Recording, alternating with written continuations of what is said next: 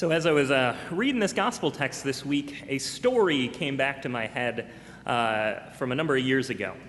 See, back in 2012, after Hurricane Sandy had plowed through the East Coast, I took a group of students on a mission trip to southern New Jersey to help do some rebuilding, well, more or less, we did a lot more cleanup than any actual building. But it was a wonderful time, and on our free day, we took a trip up to New York City, doing the things that Midwesterners do when you visit New York City. We went and saw the sights, we took in a play, we went ahead and finally proved that New York pizza had nothing on Chicago pizza, all of the big things. And as we were heading back to the subway from Times Square, we were going on south to down to the border to catch our ferry back out of the city. And it had been a long day, and this group of 20 kids was tired. We had walked from one part of Manhattan up to Midtown, all the way back, all over the place. We were all wiped. And as we got on the subway car, we found one that was pretty much empty. New York subways, it can be a little hesitant as you're walking in. There's just one gentleman in a suit reading his newspaper, and we thought this will be fine. And so after the first stop, there was this announcement over the loudspeaker, and it went something like this. And I looked over to the man in the suit, expecting, hopefully you're a local, you can give me something here, and he just shrugged, kept reading his newspaper.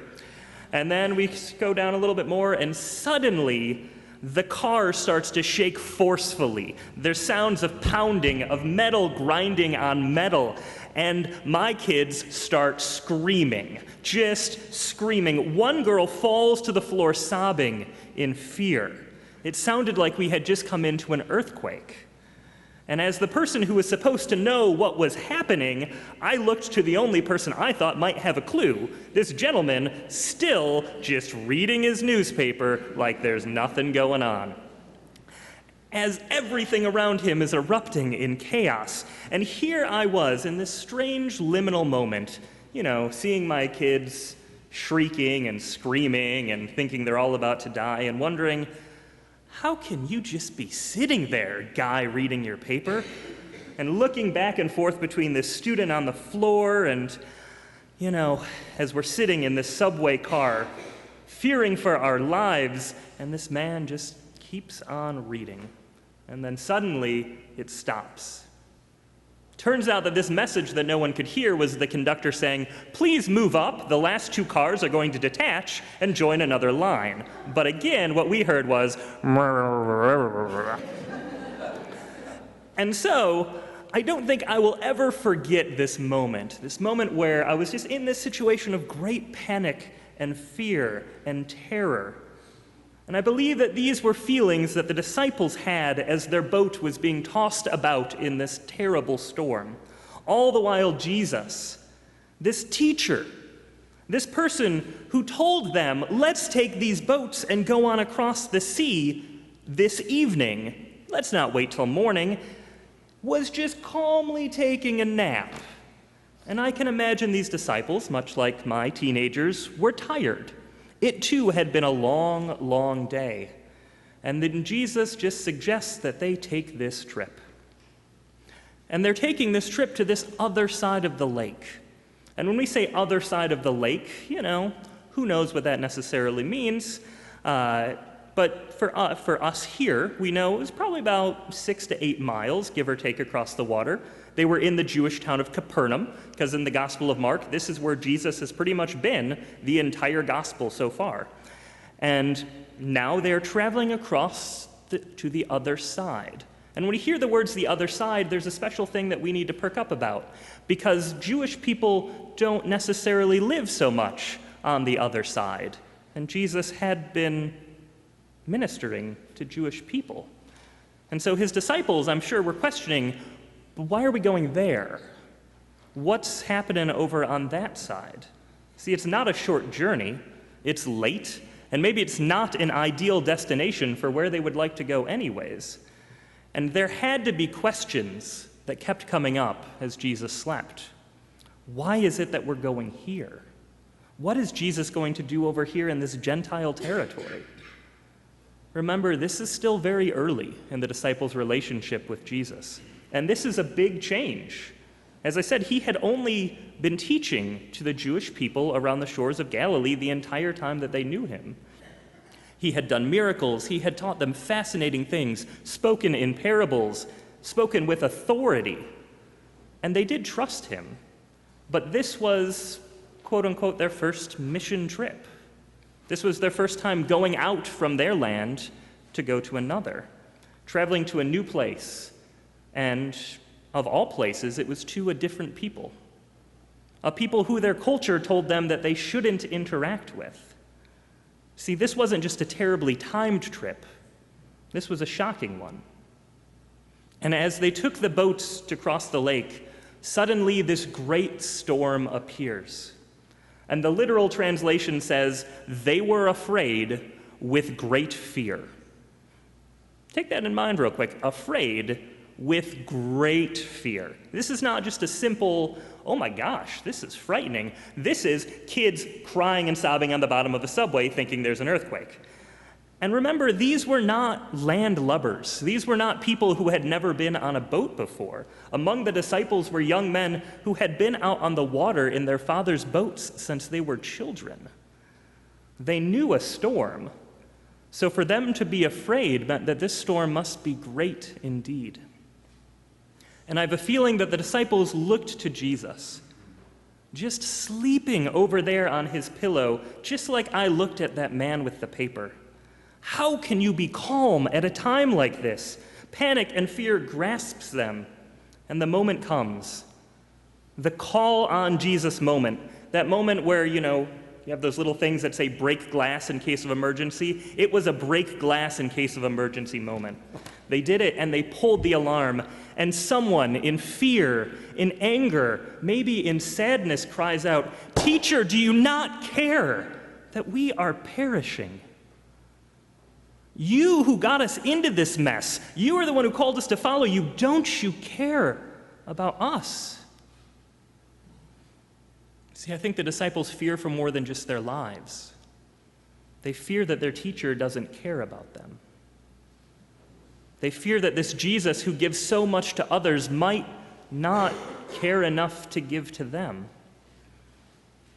And I'll be honest, I'm sure you have felt that fear too. See, we fear 1,000 different things. The storms that rock our little boats. We fear for our lives. We fear for our churches. We fear for our nation. We fear being rejected, being disapproved of failing, of sickness, and of death. And when we are confronted by a storm that shakes our life, how often do we also cry out, "Teacher, do you not care that we are perishing?" To a God who we feel must just be taking a nap through all of this. And I'm going to be honest, folks. Over this past week, I have. Now, I'm going to go ahead and just say I'm not trying to be political here. So whether you vote for the elephant or the donkey, no matter which one you like, it does not matter to me. But I fear for the soul of our nation. I fear for the country that I love. Myself, as a second-generation immigrant, I grew up with stories of a nation that accepted my grandparents, a place where they could thrive and grow a family, a place safe from wars that raged in their homelands. And so no matter what administration has passed what law, or what policy has caused families to be separated as they enter into our country, the fact is that we as people of Christ have turned from our role to care for the refugee and for the other. We have sinned, and we have fallen deeply short.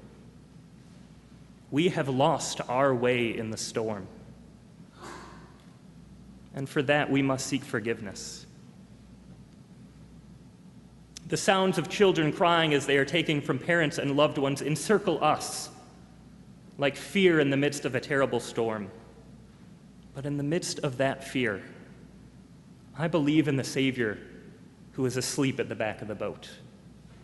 I believe that the one who stood and calmed the stormy seas with the words, "Peace, be still," will not lay restful in the midst of this storm either. Peace, be still. What a beautiful statement. It speaks as much to the people as it does to the storm. Words offering reassurance, grace, and hope from one who is more powerful than this storm that surrounds us. But back in the boat, after the waters had become still, their fear and uneasiness continued. See, these disciples didn't fully know how they felt about this Messiah who they followed. There are layers to their fear. Maybe the thought of standing in the midst of the one who could bring the storm to heel was even more terrifying for them than the storm that had tossed their boat around in that lake. And Jesus looked to them and said, "Why are you afraid? Have you still no faith?"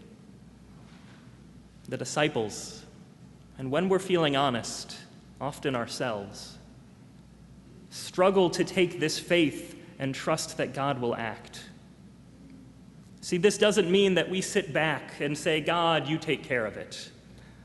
I don't think faith in the midst of this story meant the disciples said, "Oh, there's a storm here. Let's all just sit down and sing Kumbaya in the midst of it." They had a boat to keep right. If we look back to our parable from last week, faith means that we scatter a seed, though we don't know how to make it grow. We trust that God does God's part. And having faith means acting in such a way that we trust that God will see it through. The disciples lost sight of that. Their fear overcame their faith that Christ wouldn't abandon them. And we too must have faith that God will not leave those whom God loves to struggle in vain, whether that is us, whether that is the disciples, whether that is children separated from their families. See, we too must have faith that if Christ came to bring us freedom upon the cross, then we too are beloved of God. So no matter where you find the storms raging in your life, have faith that God does not idly slumber through our pain or our fear, but speaks these words to us all: peace, be calm.